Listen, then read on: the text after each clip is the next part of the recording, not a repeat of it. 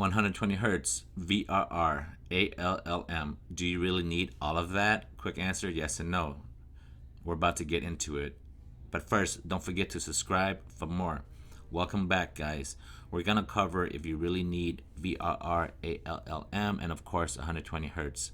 The PS5, Xbox Series X, along with two cross-platform games, Battlefield 2042 and Modern Warfare 2. And before we start, for those who is not familiar with these terms, ALLM is auto low latency mode, which is the time it takes for your actions to be reflected on screen immediately when you start playing. VRR is variable refresh rate, which is designed to keep your screen from tearing. 120 hertz versus your normal 60 hertz is of course better. The smoother your screen will be updating 120 times a second. 120 frames per second will be debatable depending on your game.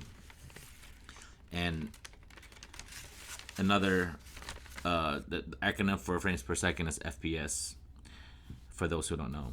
So in an ideal world, having 120 hertz VRR ALLM is amazing, but sometimes you have only the alternative, which is 120 hertz without VRR ALLM, or VRR ALLM without 120 hertz.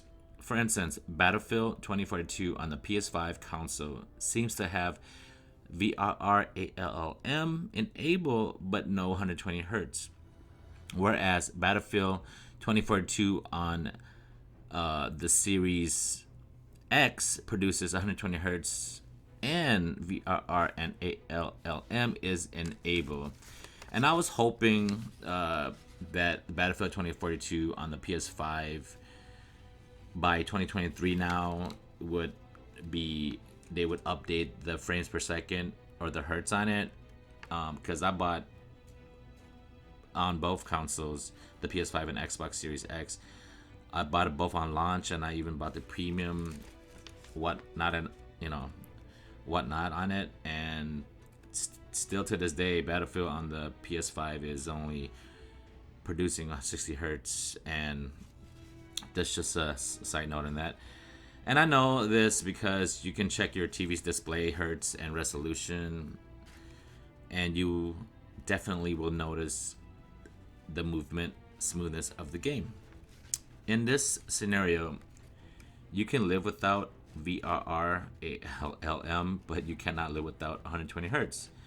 Both the PS5 and Xbox Series X for Modern Warfare 2 will produce 120 hertz along with your VRR and ALLM identically, depending on your preference with the controller style.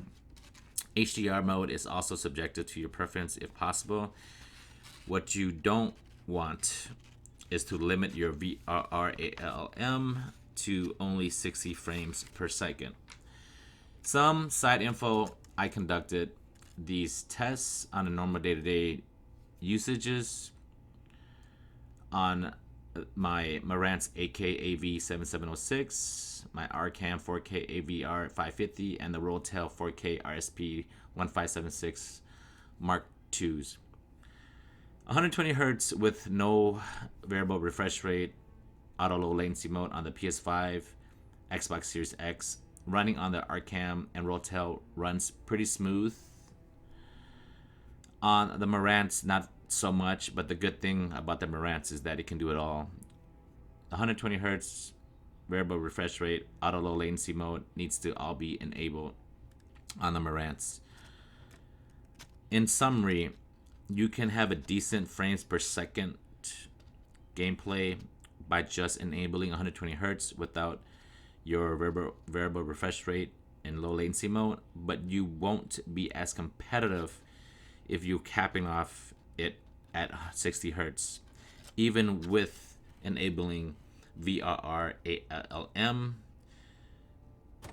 But that will pretty much wrap it up for this video, guys. Comments below, keep it friendly. Thanks for tuning in. Hooded Dragons.